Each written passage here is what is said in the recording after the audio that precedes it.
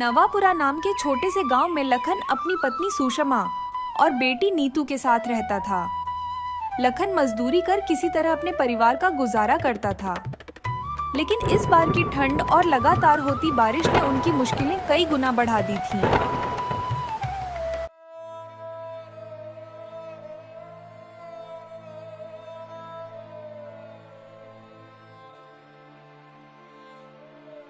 सुनिए जी, ये ठंड दिन ब दिन बढ़ती जा रही है। नीतू रात भर कांपती रही। उसके पास एक भी गर्म कपड़ा नहीं है। मुझे डर लग रहा है कि कहीं उसे ठंड लगकर कुछ हो न जाए। और ऊपर से मकान मालिक रोज ताने मारता है। कहता है कि अगर किराया नहीं दिया तो घर खाली करवा देगा। मैं जानता हूँ सुषमा, नीतू को इस हालत में देखकर मुझे भी चैन नहीं मिलता। इस बार की सर्दी तो जानलेवा लग रही है। चौपाल पर भी लोग कह रहे थे कि बारिश और ज्यादा होगी। अगर यही हाल रहा तो सच में हमारा क्या होगा? अजी, हमारे पास तो पहले ही कुछ नहीं है, न कपड़े न पैसे, और अब ये मकान मालिक हमें बेघर कर देगा तो हम कहाँ जाएंगे? तू चिंता मत कर सुषमा, मैं आज सेठ मनीराम के पास जाऊंगा। वो बड़ा आदमी है, किसी को जानता होगा जो हमारी मदद कर सके। मैं उससे उधार मांग लूंगा, नीतू के लिए गर्म कपड़े लाऊंगा और मकान का किराया भी चुका दूंगा। हम किसी तरह इस मुश्किल वक्त को पार कर लेंगे।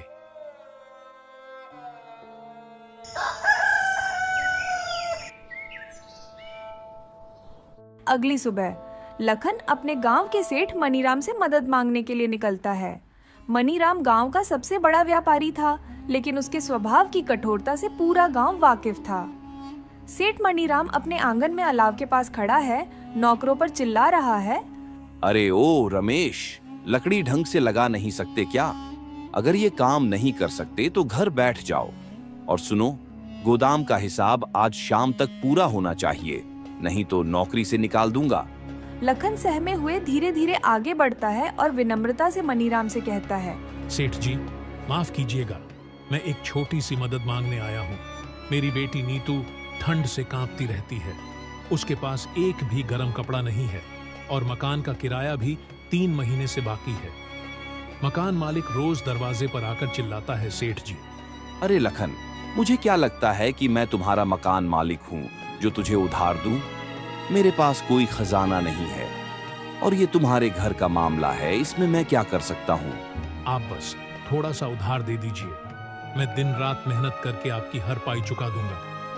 नीतू को गर्म कपड़े दिलाने हैं और मकान मालिक को किराया देना है, नहीं तो वो हमें घर से बाहर निकाल देगा, सेठ जी। लखन, पहले ये बता कि तूने मेरे लिए अब तक ऐसा क्या किया है जो मैं तुझे उधार दूं? और वैसे भी धंधा ठप पड़ा है। और सुन, अब से काम पर मत आना। तेरे जैसे मजदूर की अब मुझे जरूरत नहीं। आप ये क्या कह रहे हैं? मेरी बच्ची ठंड में मर जाएगी। मैं कहां जाऊंगा? आपसे उधार की उम्मीद लेकर आया था, लेकिन आपने तो मेरा काम भी छीन लिया। ऐसा मत कीजिए सेठ जी, रहम कीजिए। लखन के किशन आग जलाकर किसी तरह अपने आप को गर्म रखने की कोशिश कर रहे थे।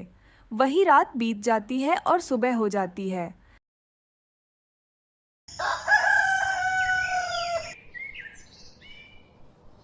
दरवाजे पर जोर की दस्तक होती है। सरला और लखन एक दूसरे को घबराते हुए देखते हैं। लखन दरवाजा खोलता है और सामने मकान मालिक खड़ा होता है। लखन, मैंने 3 महीने से किराया माफ किया, लेकिन अब और नहीं। आज ही घर खाली कर दो, नहीं तो तुम्हारा सामान बाहर फेंक दूंगा। मालिक, मेरी हालत देखिए, मेरी बेटी ठंड से कांप रही है। हमें मत निकालिए, मुझे थोड़ा और वक्त दे दीजिए। मैं किसी भी तरह आपका किराया चुका दूंगा। मुझे बहाने मत सुनाओ, मेरे पास भी खर्चे हैं। अगर आज घर खाली नहीं किया तो मैं खुद पुलिस बुला लूंगा। अब क्या करेंगे सज्जी? हमारी मुन्नी ठंड में बीमार हो जाएगी। हम यहाँ से चले जाएंगे सरला, शायद भगवान हमें इससे भी बड़ा रास्ता दिखाने वाले हैं। पर जब तक मैं जिंदा हूँ, तुम्हें और मुन्नी को कुछ नहीं होने दूंगा। कुछ देर बाद मकान मालिक अपने साथ 2 आदमियों को लाकर उनका सारा सामान बाहर फेंक देता है। सुषमा और किशन अपनी बेटी को लेकर वहां से चले जाते हैं। अब तो न उनके पास कोई सामान था और न ही रहने का घर। वो रास्ते से जा रहे थे, तभी अचानक फिर से तेज बारिश होने लगी। ये देखकर सुषमा बोलती है, हे भगवान, अब ये बारिश भी हमारा साथ देने को तैयार नहीं है। हम कहाँ जाएंगे इस हालत में? अजी, अभी तो आज रात कहीं सर छुपाने की जगह मिल जाए, वही काफी है। कल का कल देखेंगे। हाँ, वो हमारे पड़ोसी है ना मंगतू भैया, आपके जिगरी दोस्त, उन्हीं के यहाँ चलते हैं। हाँ, तुम सही कह रही हो सुषमा। मंगतू हमारी मदद जरूर करेगा। दोस्ती किस काम आई है आखिर। वो दोनों अपनी बेटी को लेकर मंगतू के घर के करीब उस तेज बारिश में चलते हैं और मंगतू के घर का दरवाजा खटखटाते हैं। अरे भाई, इतनी तेज बारिश में इतनी रात को कौन दरवाजा बजा रहा है? अजी, बैठे बैठे बातें बना रहे हो, जाकर देखोगे तो पता चलेगा ना। सरला, तुम ज्यादा मत बोलो, चुपचाप पकौड़े बनाओ। अरे लखन, तुम पूरे परिवार के साथ इस समय यहाँ, सब ठीक तो है ना? अरे कुछ ठीक नहीं है, मकान मालिक ने निकाल दिया है। सड़क पर आ गए हैं हम लोग, बीबी बच्चों को लेकर कहाँ जाते, इसलिए यहाँ आ गया। आज की रात क्या हम तेरे घर में रुक सकते हैं? सब समझता हूँ लखन, पर मैं नहीं रख सकता। अभी तुम कोई और जगह तलाश कर लो। तुम कैसी बात कर रहे हो रामू? मैंने भी हमेशा तेरे अच्छे बुरे वक्त में तेरा साथ दिया है, और आज जब मुझ पर मुसीबत आई तो तुम मुझे फेर रहे हो। ऐसा मत कर मेरे भाई, एक ही रात की तो बात है, मेरी बच्ची बीमार हो जाएगी। लखन कुछ और बोल पाता, उससे पहले ही रामू ने उसके मुंह पे दरवाजा बंद कर दिया। ये लो जी, पकौड़े खाओ। कौन था दरवाजे पर? अरे सुषमा, वो लखन और उसका पूरा परिवार था। वह मकान मालिक ने निकाल दिया है, इसलिए यहाँ रुकने को आया था। मैंने बाहर का रास्ता दिखा दिया। जी, लखन तो आपका अच्छा दोस्त है ना, उन्होंने हमारी कितनी बार मदद करी है। आपने ये ठीक नहीं किया जी। अरे, मैंने कोई धर्मशाला खोल रखी है क्या, जो हर किसी को रख लूं? और कैसा दोस्त? अब उसके पास ना घर रहा ना कुछ और, तो वो मेरे किस काम का? मैं दोस्ती तभी तक रखता हूँ जब तक सामने वाले से फायदा हो। भगवान से डरिए जी, वक्त बदलते देर नहीं लगती। कहीं ऐसा ना हो ये आपके बड़े बोल आप पर ही भारी पड़ जाए। अरे सुषमा, ऐसा कुछ नहीं होता। ये लो पकौड़े खाओ, बड़े ही स्वादिष्ट बने हैं। उधर रामू पकौड़े की मजे ले रहा था और इधर किशन अपने परिवार को लेकर बारिश में घूम रहा था। इधर उधर वो सबको देखता, लेकिन कोई भी उसकी मदद नहीं कर रहा था। बारिश तेज हो चुकी थी। लखन, सरला और उनकी बेटी मुन्नी ठंड से कांप रहे थे। मुन्नी बुखार में तप रही थी। सरला का गुस्सा और दर्द अब जुबान पर आ गया। अजी, तुम तो कहते थे ना, मेरा दोस्त, जान लुटा दूंगा अपने दोस्त के लिए। वो कहाँ गया तुम्हारा दोस्त, जिसने हमें एक रात अपने घर में रुकने तक नहीं दिया? ये वही लोग हैं जिनके लिए तुम अपनी रोटी आदि कर देते थे। अब हमारे बुरे वक्त में सबने मुंह मोड़ लिया। क्या यही है तुम्हारे अपने? भाग्यवान, बुरे वक्त में ही पता चलता है कि कौन अपना है और कौन पराया। आज जो लोग मुंह फेर रहे हैं, वक्त आएगा जब ये लोग हमारी मदद मांगने आएंगे। कहाँ गए वो लोग जो कहते थे कि हम तुम्हारे अपने हैं? आज सबने हमें भिखारी समझकर धक्के मार दिए। भगवान भी हमारी सुनता क्यों नहीं? भाग्यवान, हिम्मत रख, ऊपर वाला सब देख रहा है। हमारी मेहनत और दुआओं का फल वो जरूर देगा। जिन लोगों ने आज हमें आंखें दिखाई हैं, एक दिन भगवान उनकी आंखें झुकाएगा। मुन्नी का बुखार बढ़ता जा रहा था। ठंड से कांपती बेटी को गोद में लेकर सरला बुरी तरह रो पड़ी। बारिश थमने का नाम नहीं ले रही थी और वे तीनों पेड़ के नीचे ठिठुरते हुए पूरी रात अपनी किस्मत को रोते रहे।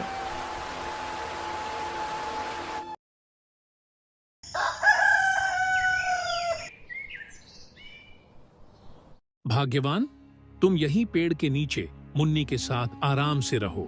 मैं कुछ खाने पीने का इंतजाम करके आता हूँ। अच्छा जी, ध्यान रखना, जल्दी आना।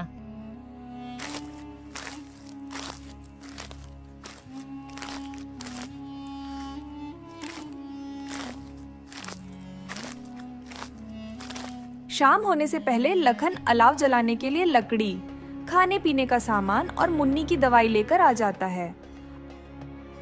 अब बारिश खत्म हो चुकी थी तो वे दोनों आराम से पेड़ के नीचे रुकने लगे।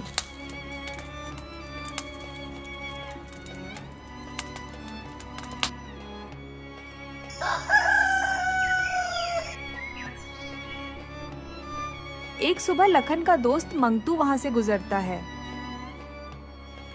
अरे लखन भाई, तेरे इतने बुरे दिन आ गए हैं। इतनी ठंड में पेड़ के नीचे सो रहे हो, थू थू। देखकर दुख हुआ भाई। बस मंगतू भाई, वक्त का खेल है। आज तुम्हारा समय है, तुम हम पर हंसी उड़ाओ, लेकिन कभी समय बदलेगा, हम भी खुश होंगे। अरे सड़क पर आ गए हो, फिर भी घमंड। क्या हाथ लग गया तुम्हारे? कोई बात नहीं, खुश रहो। मंगतू उनकी हंसी उड़ाकर चला जाता है और लखन सरला की आंखों में आंसू आ जाते हैं। भाग्यवान, तुम इसकी बातों को दिल पर मत लो, हम अपनी हालत खुद सुधारेंगे। लखन काम की तलाश में गांव में घूमता है, लेकिन कहीं से कोई काम नहीं मिलता। लखन जब लौट रहा था तो वह देखता है कि गांव के चौपाल पर भीड़ लगी है। क्या बात है भाई, आज यहाँ इतनी भीड़ क्यों लगी है? भाई, वो बीकानेर के अमीर सेठ मानक चंद है ना, वो गरीबों को ठंड से बचने के लिए खाना और कंबल दे रहे हैं। जाओ जाओ, तुम भी ले लो। यह सुनकर लखन का चेहरा चमक उठता है। वह जल्दी से लाइन में खड़ा हो जाता है और सेठ मानक चंद से खाना और कंबल ले लेता है। भगवान आपका भला करें सेठ जी, आपने हमारी मदद की। उस दिन लखन की खुशी का कोई ठिकाना नहीं था। कंबल ओढ़ते ही उसे ठंड से राहत मिल गई। वह भगवान का धन्यवाद करते हुए तेज कदमों से घर की ओर बढ़ता है।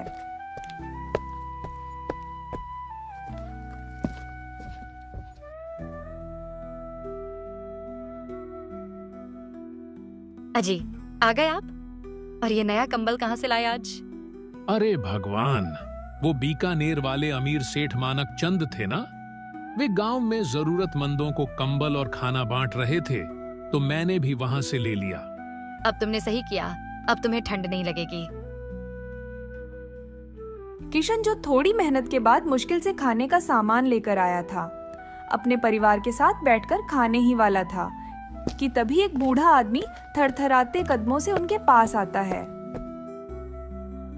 ठंड और भूख से कांपते हुए वह अपनी कमजोर आवाज में बोलता है, बेटा, 2 दिन से कुछ नहीं खाया, भूख से जान निकल रही है। अगर थोड़ी मदद कर सको तो इस गरीब का जीवन बच जाएगा।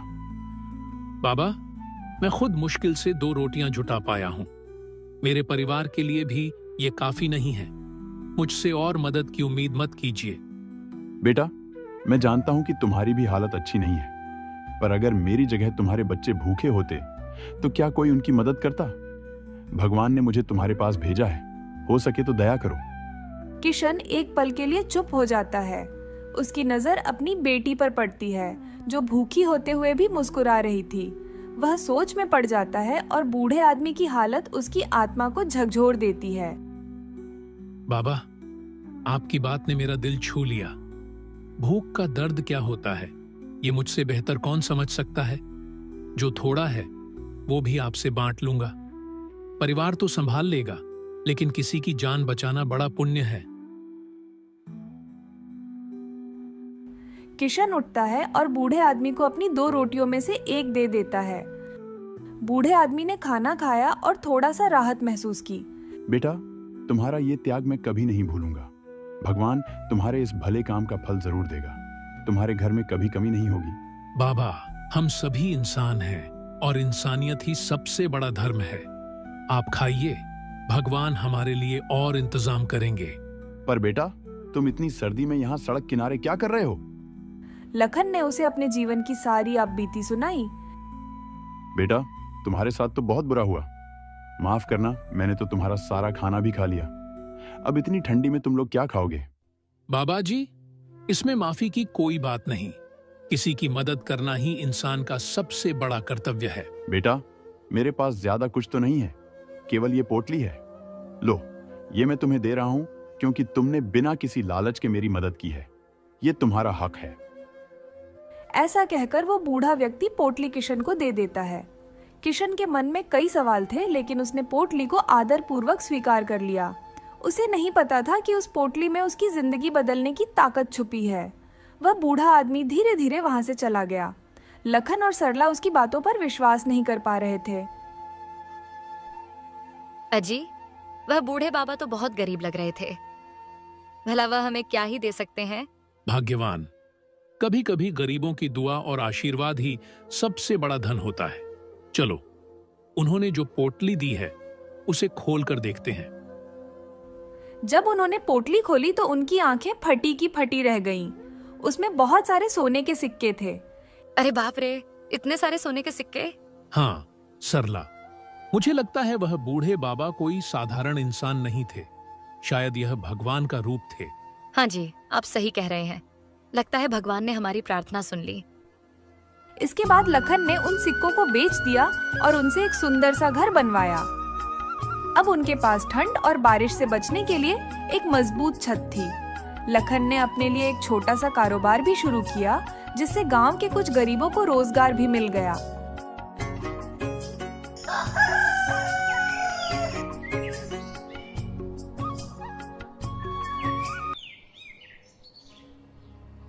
कुछ महीने बीत गए। एक दिन अचानक आसमान में काले बादल छा गए। तेज हवाएं चलने लगी और बिजली कड़कने लगी। कुछ ही देर में भारी बारिश शुरू हो गई। भगवान का लाख लाख शुक्र है कि अब हमारे पास इस बारिश से बचने के लिए एक मजबूत छत है। उनका परिवार सुरक्षित और खुश था, लेकिन गांव में तबाही मच गई थी। चारों ओर पानी ही पानी था। गांव के सारे घर ढह चुके थे। यहाँ तक कि सेठ मानक चंद का मजबूत हवेली भी इस बारिश में धराशायी हो गई। हे भगवान, मेरी इतनी मजबूत हवेली भी गिर गई।